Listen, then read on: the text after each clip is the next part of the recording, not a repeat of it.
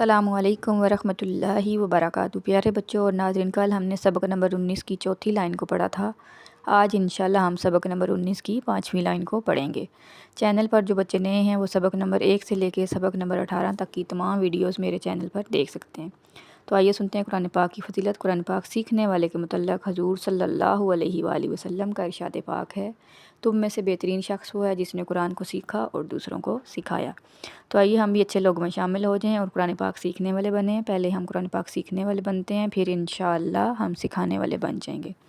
تو آئیے سنتے ہیں درود پاک کی فضیلت۔ فرمان مصطفیٰ صلی اللہ علیہ وآلہ وسلم ہے، جس نے مجھ پر صبح و شام 10 بار درود پاک پڑھا، اسے بروز قیامت میری شفاعت ملے گی۔ سبحان اللہ۔ صلو علی الحبیب صلی اللہ تعالی علی محمد صلی اللہ علیہ وآلہ وسلم۔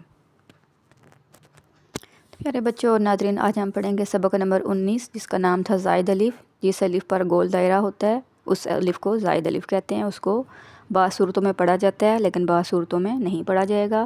لیکن آج پھر ہم ان تمام کلمات میں زائد الف کو وصلاً یعنی ملا کر پڑھنے کی صورت میں اور وقفاً یعنی رکنے کی صورت میں دونوں اعتبار سے نہیں پڑھیں گے۔ ٹھیک ہو گیا؟ یہ آپ نے ذہن میں رکھنا ہے۔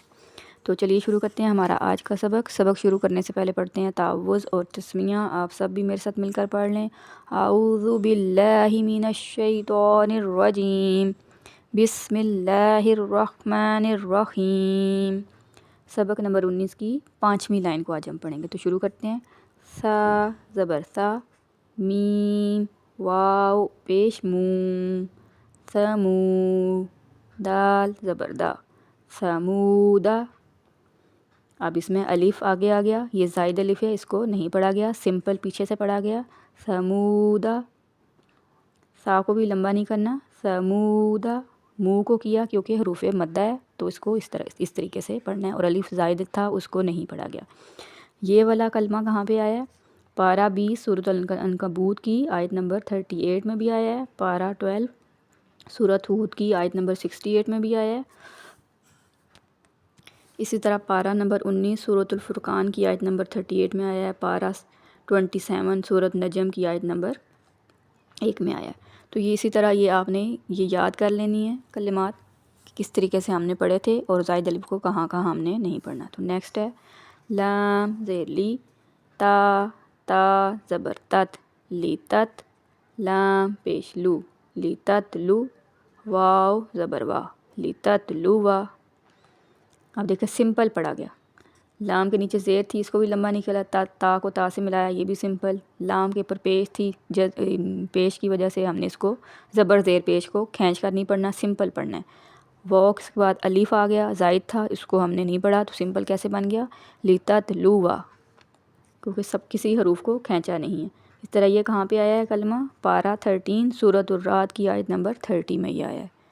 تو نیکسٹ ہے لام نون، نون زبر لن، نون دال زبر ند، لن ند، عین پیش او، لن ند او، واو زبر وا، لن ند او۔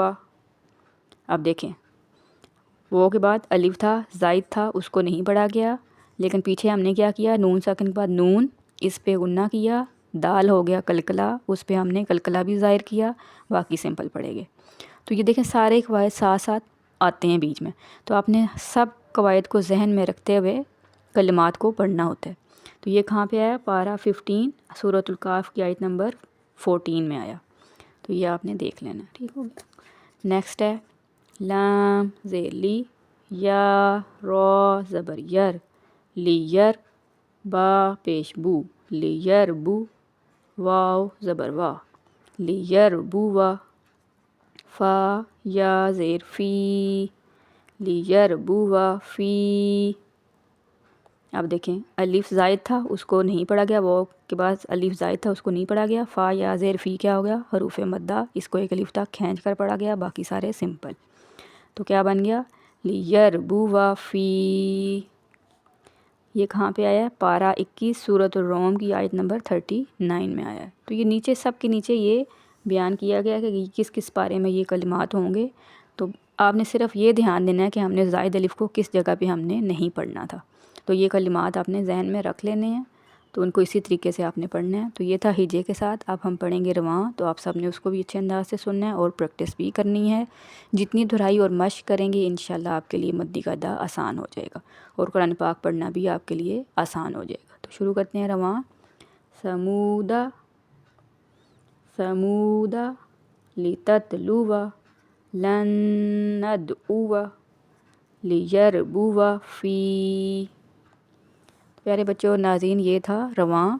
آپ نے دونوں طریقوں سے سنا اور دونوں طریقوں سے آپ نے اس کی پریکٹس کرنی ہے تاکہ آپ کو سب اچھے سے یاد ہو جائے اور آپ کے لیے کوئی چیز مشکل نہ ہو۔ آپ پہلے اچھے انداز سے سنا کریں، پڑھا کریں، سمجھا کریں، اور پھر انشاءاللہ آپ کو ساری چیزیں سمجھ آنا شروع ہو جائیں گی۔ تو سب کو آیت کو ذہن میں رکھتے ہوئے آپ نے پڑھنا ہے۔ تو یہ تھا ہمارا آج کا سبق۔ ویڈیو اچھی لگے تو لائک اور شیئر ضرور کریں۔ اگر ویڈیو بنانے میں کوئی کمی یا غلطی ہو گیا تو کمنٹ میں ضرور بتائیں۔ آپ کے بتانے سے میری بھی اصلاح ہو جائے گی اور آپ کے لیے بھی صدقہ جاریہ ہوگا۔ اپنی دعاؤں میں یاد رکھیں۔ السلام علیکم ورحمۃ اللہ وبرکاتہ۔